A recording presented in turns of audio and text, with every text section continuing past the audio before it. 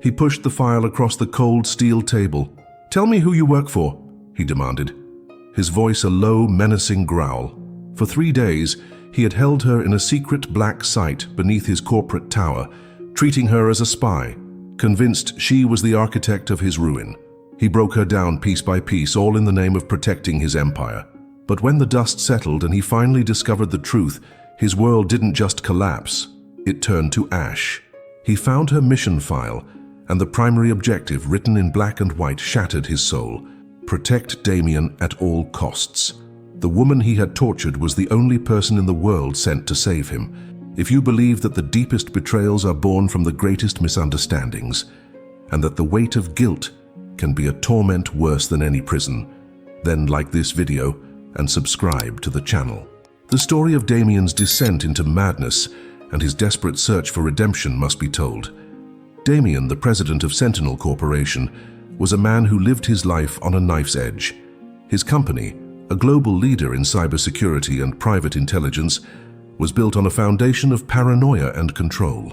He trusted no one, a lesson learned in the most brutal way possible a decade earlier, when a corporate spy had leaked information that led to his father's financial ruin and subsequent suicide. That single act of betrayal had forged Damien into the man he was: brilliant, ruthless, and pathologically suspicious of everyone around him. His world was a fortress, and he was its solitary king, forever watching the walls for the slightest crack. The latest addition to his inner sanctum was Ilara, his new executive assistant. She was a quiet enigma, preternaturally competent, with a calm demeanor that was both soothing and, to his paranoid mind, unsettling.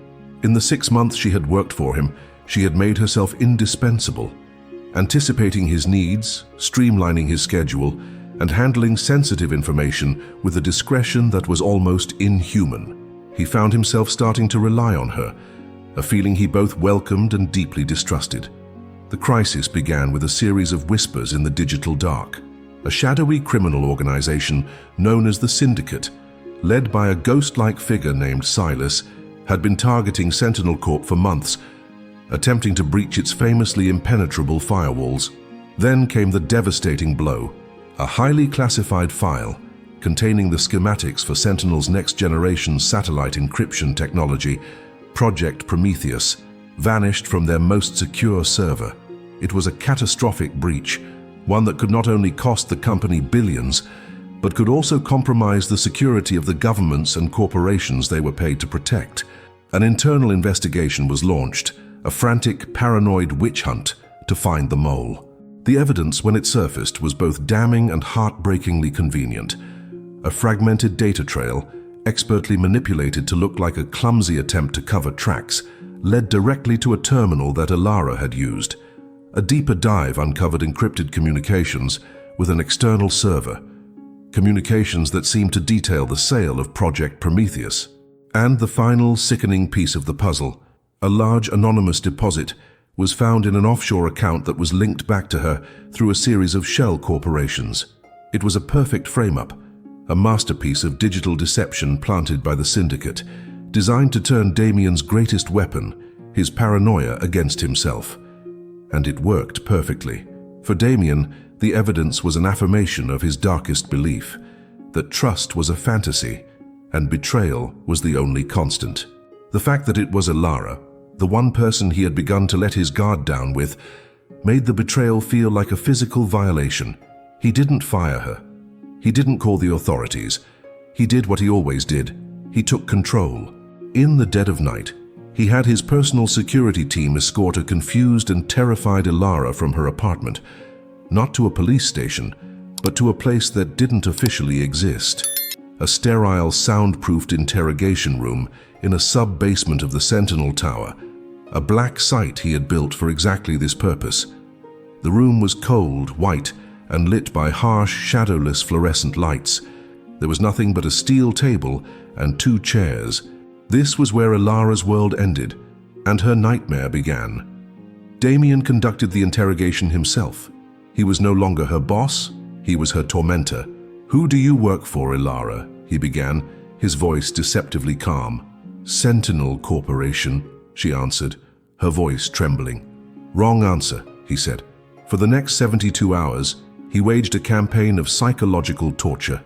He deprived her of sleep, keeping her awake under the constant humming lights. He questioned her relentlessly, his voice a relentless drill, twisting her words, presenting the fabricated evidence over and over again. He isolated her from everything. Her only human contact, the man who was systematically trying to break her. She denied everything, her initial confusion turning into defiant anger, which then slowly eroded into exhausted, tearful pleas of innocence. "Damien, please," she begged, her voice raw after 2 days without sleep. "I don't know what you're talking about. I would never betray you." But her pleas fell on deaf ears. In his mind, her denials were just part of her training, the lies of a professional spy. He saw her not as a person, but as a puzzle to be solved, a traitor to be broken. Her pain was not real, it was a tactic. He was utterly convinced of her guilt, a conviction reinforced by the ghost of his father and the years of paranoia that had become his only religion. At the end of the 3rd day, she finally broke, collapsing into a state of exhausted, incoherent sobbing. He looked at the broken woman before him, not with pity, but with the grim satisfaction of a man who believed he had extracted the truth. He had found his traitor. He had protected his company. And in doing so, he had just committed the greatest sin of his entire life. If this act of brutal injustice makes you furious, comment injustice. After Ilara's collapse, Damien's mercy was as cold and calculated as his cruelty. He couldn't release her, she knew too much. He couldn't hand her over to the authorities. That would mean a public trial, exposing the breach and creating a scandal that would cripple Sentinel Corp's reputation for invincibility. So he chose a 3rd option, exile. Her prison was not a cell, but a gilded cage. He had her transferred from the black site to a secluded modern villa on a remote stretch of coastline, a property owned by one of his shell corporations. The villa was beautiful, with floor-to-ceiling windows overlooking the sea, but it was a fortress. It was staffed with a skeleton crew of his most loyal security personnel, who acted as her guards, their polite deference a constant reminder that she was a prisoner. Her communication with the outside world was severed. There was no internet, no phone, no television. She was a ghost, erased from the world, her fate known only to the man who had become her judge, jury, and jailer. The first months of her imprisonment were a descent into a grey, featureless despair.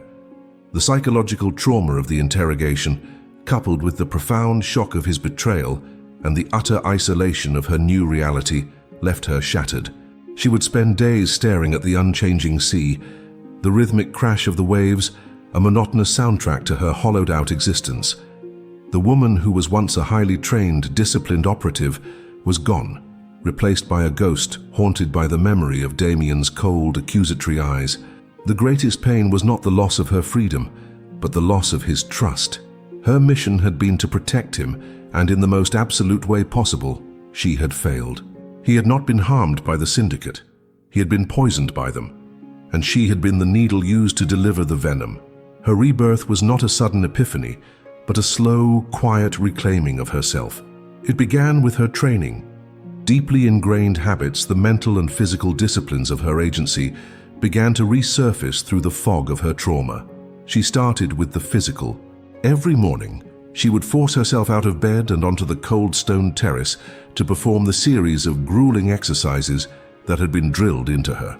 The physical pain was a welcome distraction from the psychological torment, each movement a small act of defiance against the helplessness that had consumed her. She was taking back control of her body, the one thing that was still truly hers. Next, she began to rebuild her mind. The villa had a library, stocked with bland, generic novels. She ignored them. Instead, she began to observe. She studied the routines of her guards. She mapped the villa's security systems, identifying the blind spots in the camera coverage, the shift changes, the patterns of the patrol. She turned her prison into a training exercise. She would practice moving silently through the house at night, testing her ability to remain unseen. She would find ways to bypass the internal motion sensors. They were small, seemingly pointless acts, but they were a way of sharpening her skills, of reminding herself who she was, not a victim, but an operative. The final piece of her rebirth was re-establishing contact. This was the most dangerous challenge. The villa was a digital black hole, but after weeks of meticulous observation, she found a potential weakness: a weekly supply truck that brought food and provisions from the mainland. One of the younger guards had a habit of leaving his personal tablet unattended on the front seat of his car while he helped unload the supplies. It was a window of less than 5 minutes, a high-risk, low-probability gamble. She spent a week planning her move, a complex ballet of timing and distraction. The day she chose, she created a diversion, using the villa's automated sprinkler system to malfunction and spray water near the generator shed, drawing the attention of the senior guards. In the ensuing confusion, she slipped out, her heart pounding. She reached the car, her fingers flying across the tablet's screen. She didn't have time to write a long message. She sent a single coded burst of data to a dormant, encrypted channel that she knew her handler would be monitoring, a simple string of numbers that was their prearranged distress signal, followed by the GPS coordinates of the villa. Then she wiped the tablet's cache and slipped back inside the house, her adrenaline singing in her veins. She didn't know if the message got through. She didn't know if anyone was still looking for her. But for the first time in months, she had done more than just survive. She had fought back. In the silent, luxurious prison Damien had built for her, Ilara, the secret agent, was reborn. While Ilara was slowly rebuilding herself in her coastal prison, Damien was reaping the rewards of his supposed victory. He had successfully neutralized the leak. Project Prometheus was secured, and he had made an example of the traitor. But the victory was hollow, leaving a bitter aftertaste he couldn't wash away. He threw himself into his work with a renewed, almost manic ferocity, as if he could outrun the ghost of his own actions. He told himself that the quiet, persistent unease he felt was simply the cost of leadership, the burden of making hard choices. But the image of Ilara's broken, sobbing form in the interrogation room was a permanent stain on his memory, a scene that would replay in the quiet hours of the night when his defenses were down. The first cracks in his carefully constructed reality appeared 3 years after he had exiled her. The Syndicate, far from being deterred, launched a new, far more sophisticated attack. It wasn't a direct assault on Sentinel's firewalls, but an attack on Damien himself. They targeted his personal life, his finances, his reputation, using a web of disinformation and blackmail to try and destabilize him. It was then that Damien's own agency, the shadowy government entity that had trained Ilara, finally decided to intervene directly. The re-encounter was not one Damien could have ever anticipated. He was in his office, the fortress at the top of the Sentinel Tower, when his head of security informed him that a Mr. X, a representative from a federal oversight committee, was there to see him. The man who entered was nondescript, in a grey suit with eyes that seemed to see everything. He introduced himself as Ilara's handler. "We have a problem, Mr. Damien," the handler said, his voice devoid of any emotion. "A mutual problem. It's called the Syndicate, and they are about to make a final play for your company. But to understand how we are going to stop them, you first need to understand the truth of the last 3 years."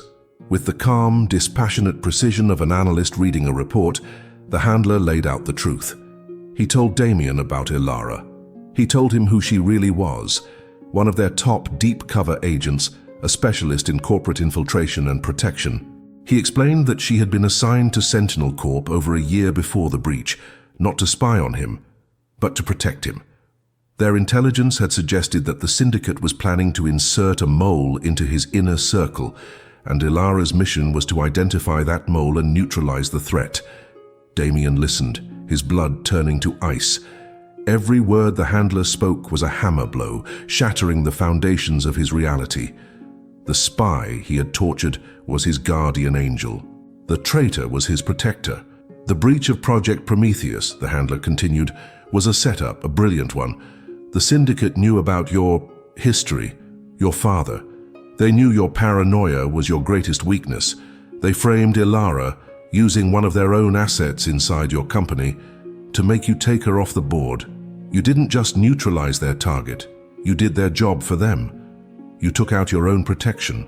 The final devastating blow came when the handler revealed the identity of the true mole.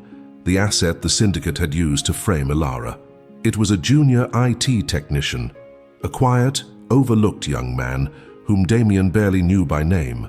A man who, after the breach, had been quietly promoted by Serena, Damien's then mistress and VP, for his diligence in helping uncover the evidence against Ilara. Serena herself, he now realized, had likely been a pawn, manipulated by the technician. "After you went removed Agent Ilara from the field," the handler said, his voice still unnervingly calm, "we lost our inside source. We have spent the last 3 years trying to re-establish a foothold, trying to understand the syndicate's endgame. And now we have. They are not just after your technology. They are planning to use a flaw in the Prometheus system to trigger a global communications blackout, creating chaos they can exploit for unimaginable profit. And the final activation sequence can only be initiated from inside your central server room." He slid a file across the desk. It contained satellite photos of Ilara's villa. "She is the only person who has the knowledge of both your systems and their methods to stop them. But she has been dark for 3 years. We need to bring her back in. And you, Mr. Damien, are going to be the one to do it." Damien stared at the file, at the image of the beautiful, isolated prison he had created for her. The magnitude of his error, of his catastrophic failure of judgment, washed over him in a sickening wave. He hadn't just been wrong. He had been a fool, a puppet, dancing on the strings of his own trauma. The woman he had broken was the only person in the world who could save him. His re-encounter with her would not be as a boss or a tormentor. He would be going to her as a beggar, a penitent, asking his victim to save him from a fire he had helped to start. The journey to the coast would be the longest journey of his life, a pilgrimage into the heart of his own personal hell. The journey to the coastal villa was a silent, agonizing trek through the landscape of Damien's guilt. He flew in a black, unmarked helicopter, the handler sitting opposite him, his face an impassive mask. With every mile that passed, the reality of what he was about to do became more terrifying. He was about to face the woman whose life he had systematically dismantled and ask her to step back into the fire to save him. The power dynamic had been reversed so completely, it was dizzying. He, the absolute ruler of his own universe, was now a supplicant, his entire future dependent on the grace of the woman he had shown no grace to. They landed on a helipad carved into the cliffside near the villa. As he walked towards the house, the sound of the waves crashing below seemed to mock the turmoil in his own soul. He had chosen this place for its beauty and its isolation, believing it was a fitting cage. Now, seeing it in person, he realized it was a monument to his own cruelty. The handler instructed the guard detail to stand down, and then he led Damien to the terrace where Ilara was sitting, reading a book, her back to them. "Ilara," the handler said softly. She turned and the book slipped from her fingers. When she saw Damien, her face went through a rapid, breathtaking series of transformations.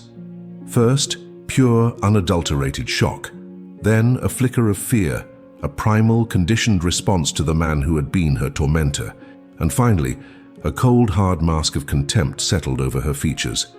She looked at him not as a person, but as something vile she had found under a rock.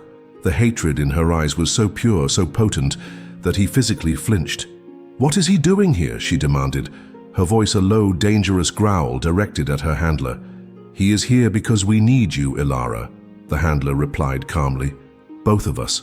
Over the next hour, the handler laid out the entire situation, the syndicate's plan, the imminent threat of the communications blackout, her unique position as the only one who could stop it, and finally, the truth about her being framed.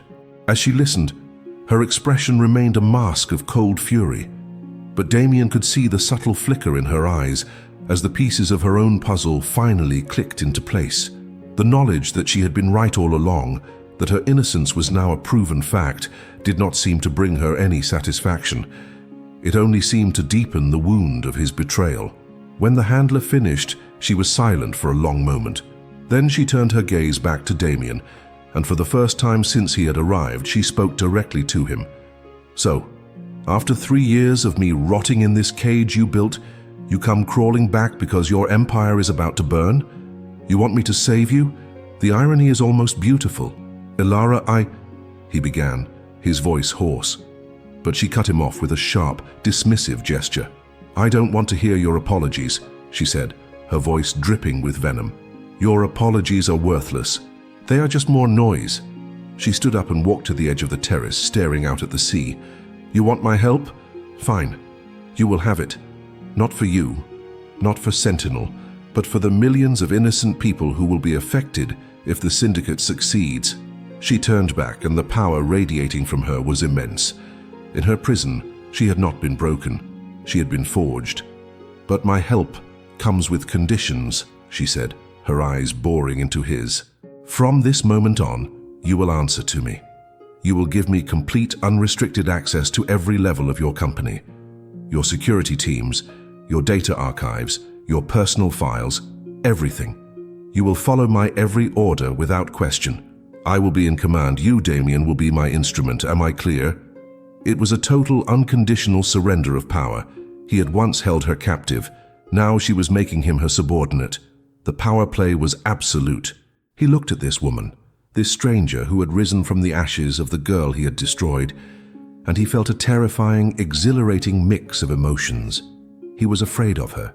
He was in awe of her. And he was, to his own profound shame, more attracted to her in that moment of her absolute power over him than he had ever been to any other woman in his life. He had wanted to break a spy. Instead, he had created a queen. "Yes," he said, his voice barely a whisper. "You are perfectly clear." Returning to the Sentinel Tower was a surreal experience for Ilara. The building that had once been the site of her greatest trauma now became her command center, and the man who had been her tormentor was now her shadow. True to her conditions, Damien granted her absolute authority. She moved into a suite of offices adjacent to his, a symbolic and practical shift in the company's power structure. The employees, unaware of the true story, were simply told that she was a special consultant, brought in by a government oversight committee to manage the current security crisis, a story that was technically true and effectively gave her unquestionable power.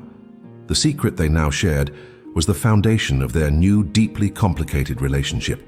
It was a secret of two parts: his guilt and her mission. He knew he had tortured an innocent woman, and she knew that despite everything, she was still duty-bound to protect him. This shared, unspoken knowledge created an intimacy between them that was more profound than any they had experienced before, an intimacy forged in the crucible of betrayal and regret.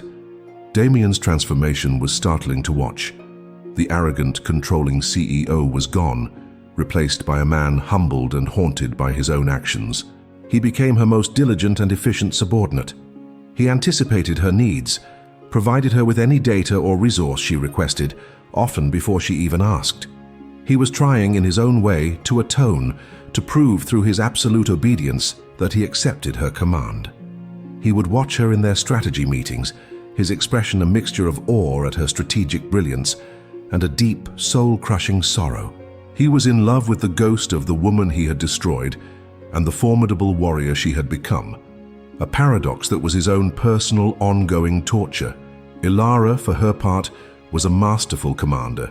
She quickly identified the weaknesses in Sentinel's security, weaknesses that had been created by the very paranoia Damien had cultivated. His systems were designed to watch his own people, not to defend against a truly sophisticated external enemy. She began to restructure everything, her commands precise, her logic flawless. And in working so closely with Damien, she began to see the man behind the monster.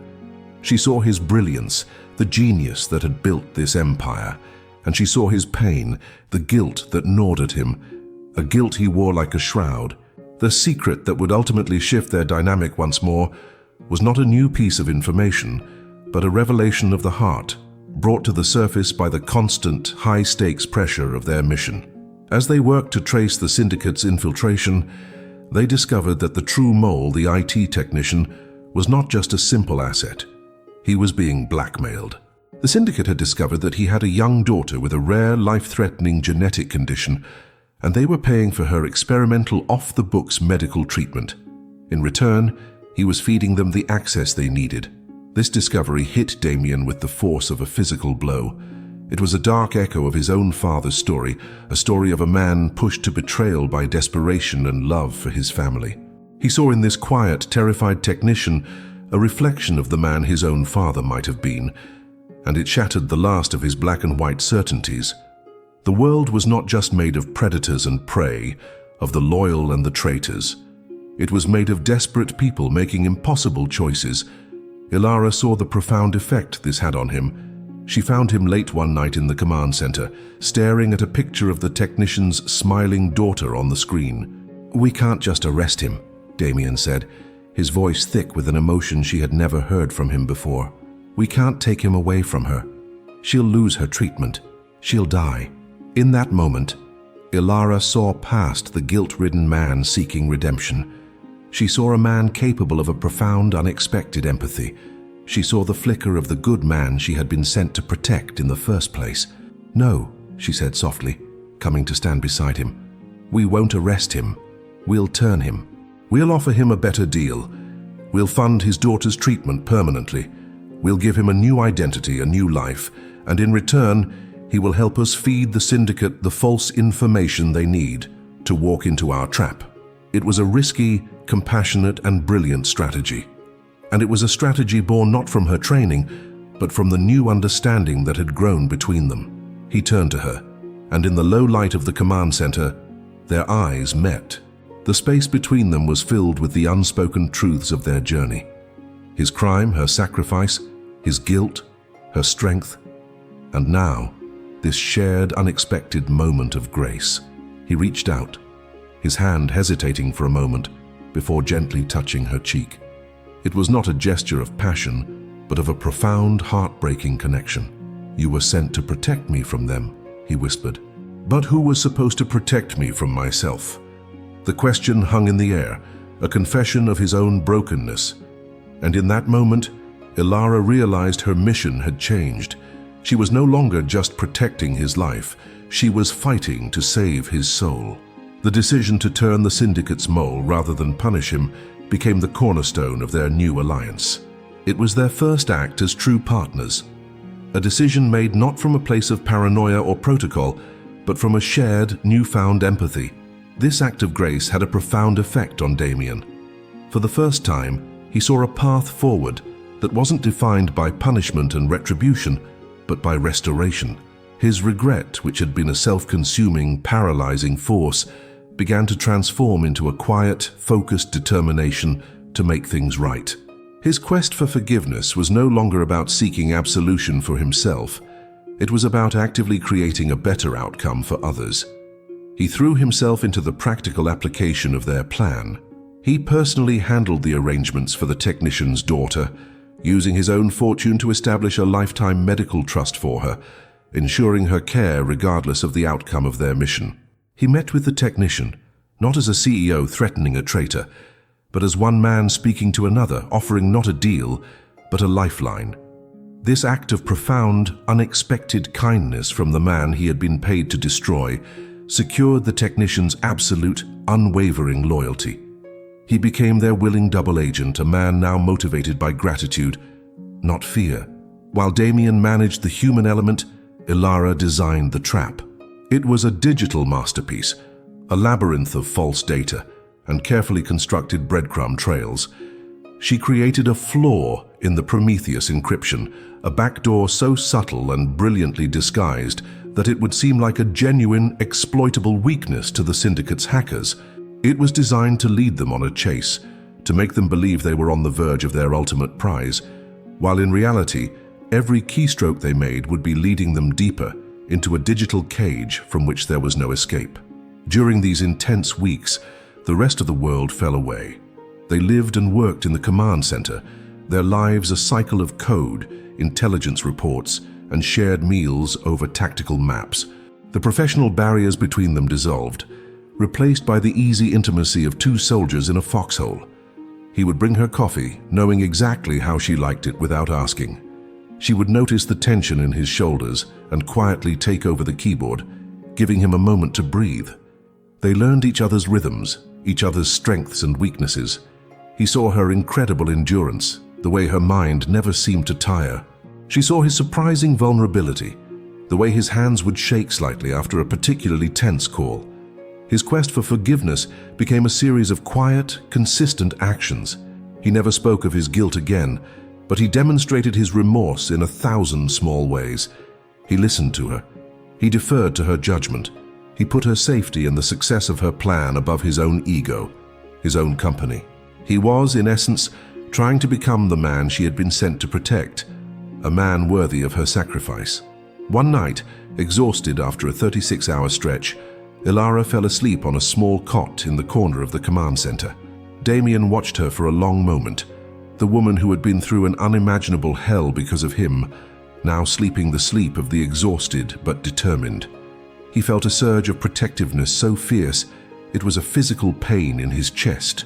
He gently pulled a blanket over her. She stirred, her eyes fluttering open. "You should sleep," she mumbled. "I will," he said, his voice a low whisper. Thank you, Ilara." "For what?" she asked, her voice thick with sleep. "For not giving up on me," he said. He wasn't just talking about the mission, he was talking about his soul. She looked at him, and in the dim blue light of the server racks, she saw the full arc of his journey. The tormentor, the penitent, and now this man, this partner, who was fighting not just for his company but for his own redemption. She couldn't offer him the easy words of forgiveness, the wounds were too deep. But she could offer him the truth of her own heart. "My mission was to protect you," she said softly. "I guess I'm just finally getting a chance to do it right." It was not an absolution, but it was an acceptance. And for Damien, in that moment, it was more than enough. The trap was set. The false floor in the Prometheus system was live, a digital siren song designed to lure the Syndicate to their doom. The days that followed were a masterclass in controlled tension. Ilara and Damien, now a seamless operational unit, monitored the network, waiting for the first sign that their prey had taken the bait. This period of quiet anticipation was, in a strange way, the most intimate part of their journey.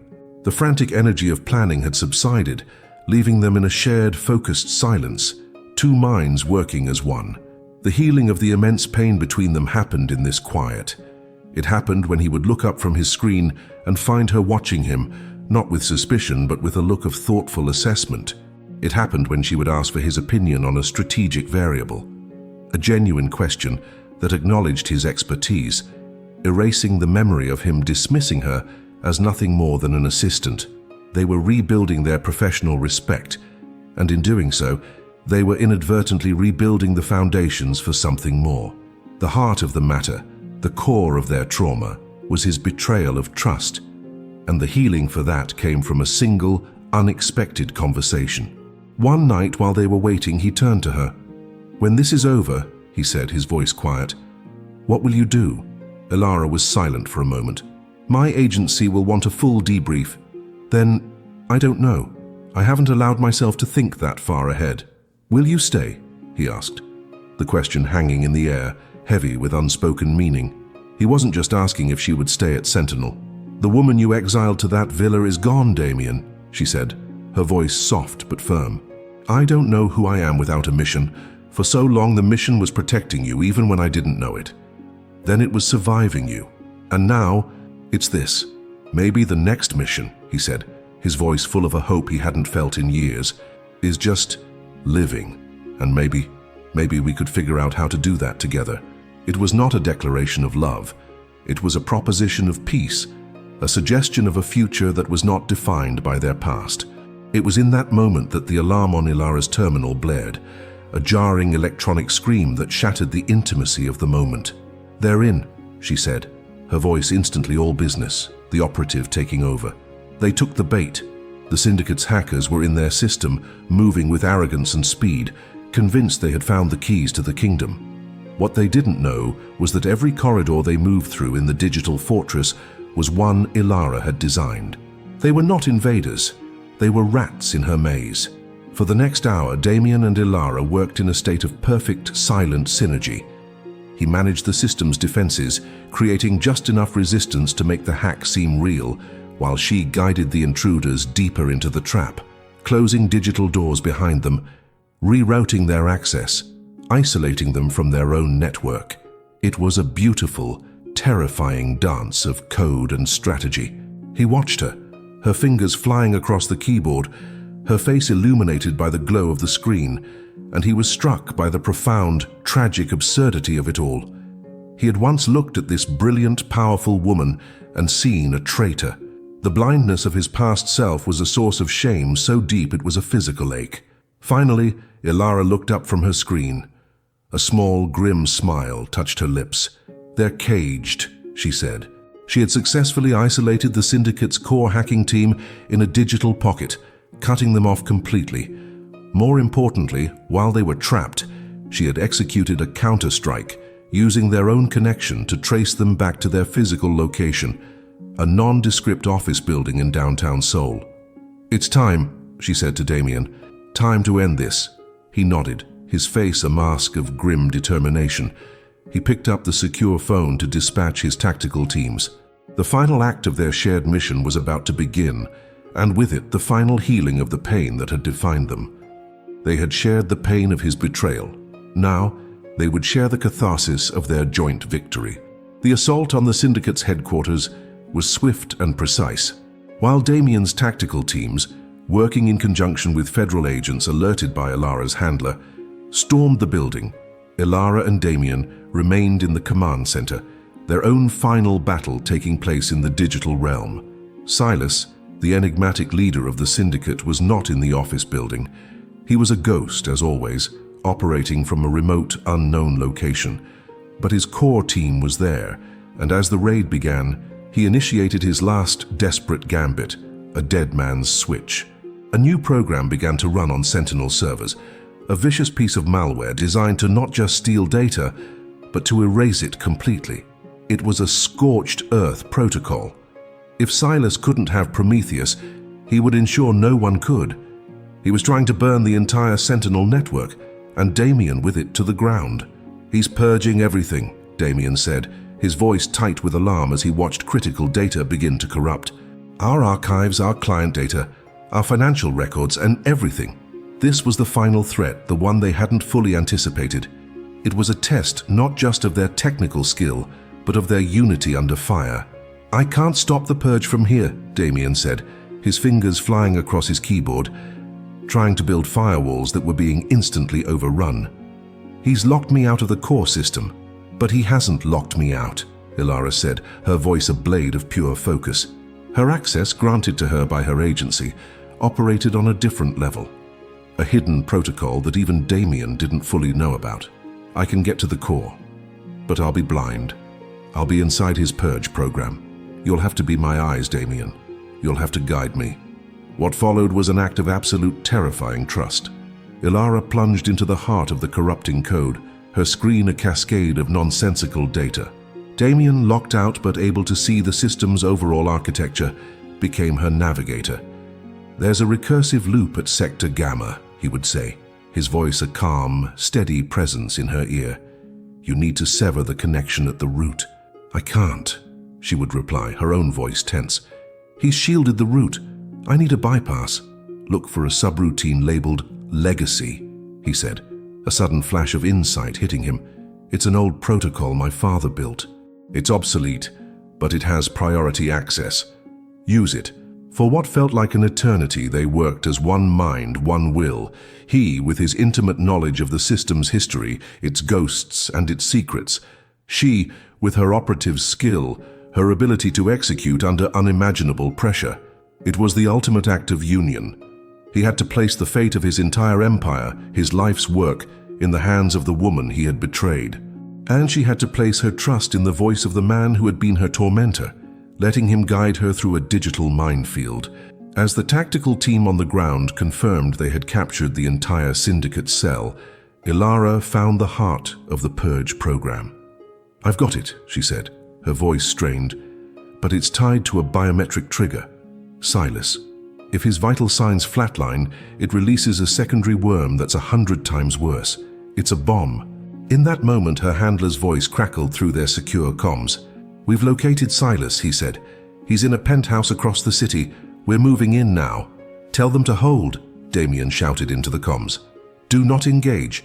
Ilara, can you defuse it?" "I can try," she said.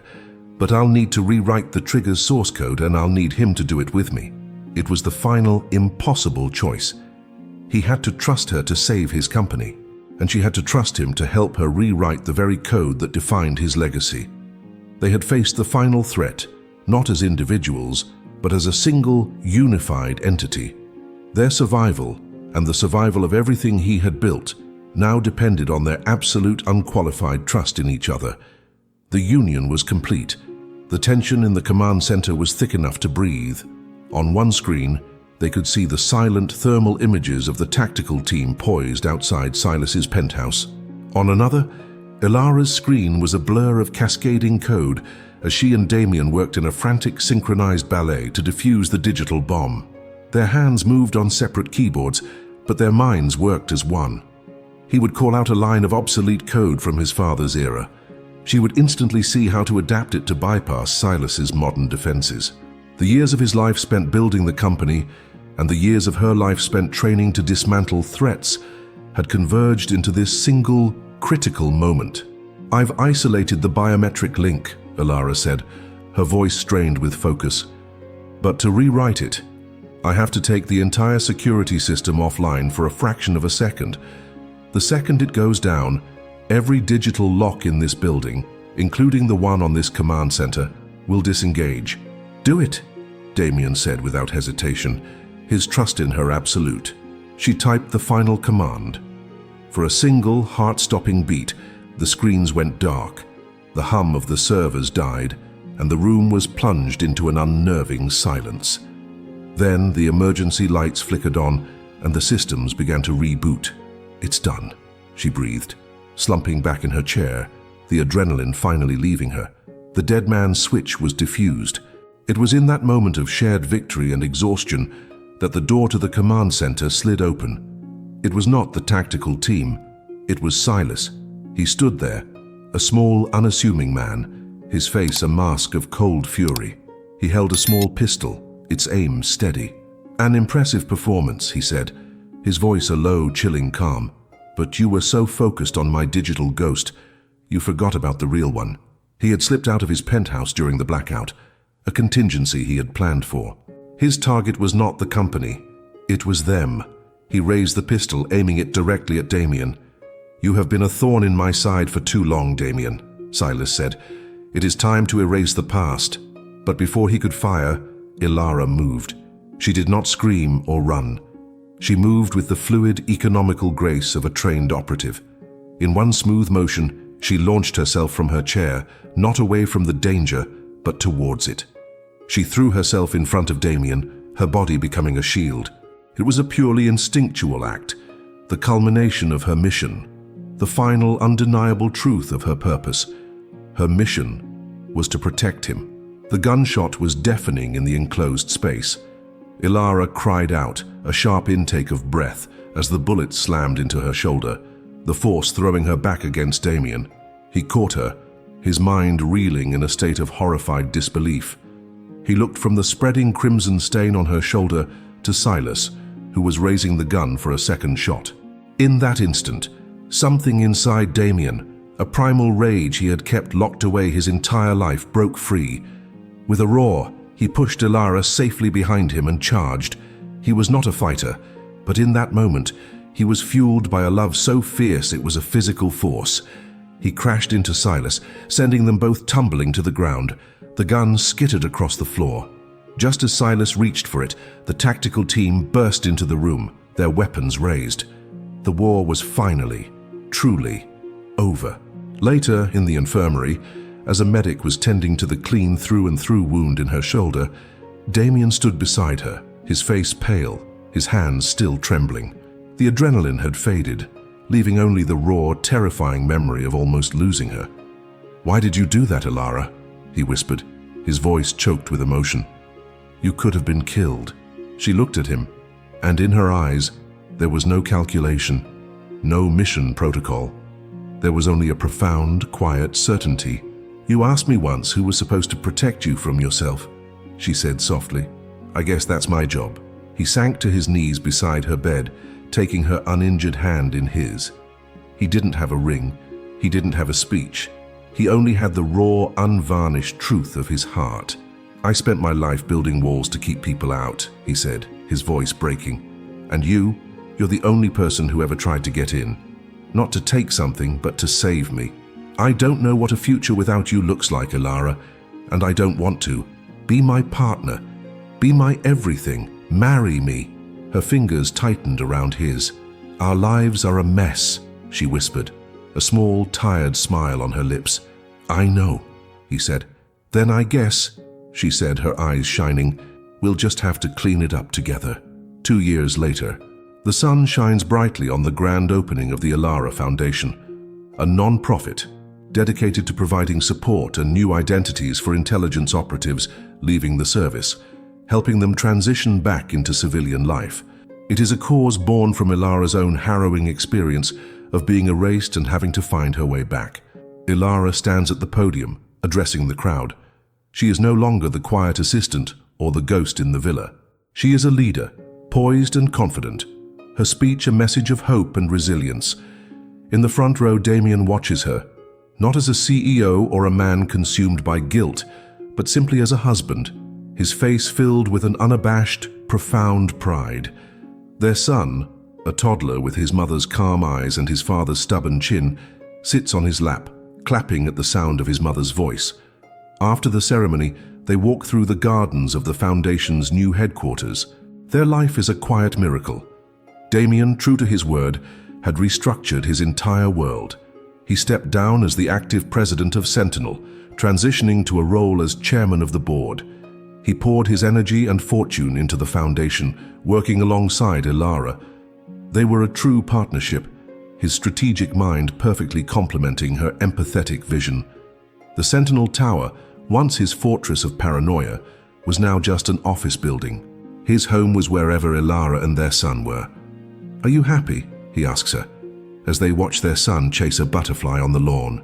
"I am," she says, leaning her head on his shoulder. "I'm not the woman I was. Neither are you. We're both scarred." "I know," he says, his arm tightening around her. "But our scars match. They don't have a perfect fairy tale love. They have something better, something real. A love that was tested in the darkest of fires and emerged not unscathed, but unbreakable. Their happily ever after is not an absence of memory, but a celebration of their shared history, a testament to the fact that even the deepest wounds can heal, and that the greatest missions are the ones we undertake for the sake of the human heart." The narrator closes with a calm, wise voice. He was a man who lived in a fortress of his own making, haunted by the ghost of betrayal. She was the soldier sent to stand guard at his walls. He saw a spy where he should have seen a savior, and in his blindness he tried to destroy the one person sent to protect him. But their story is a lesson in second chances.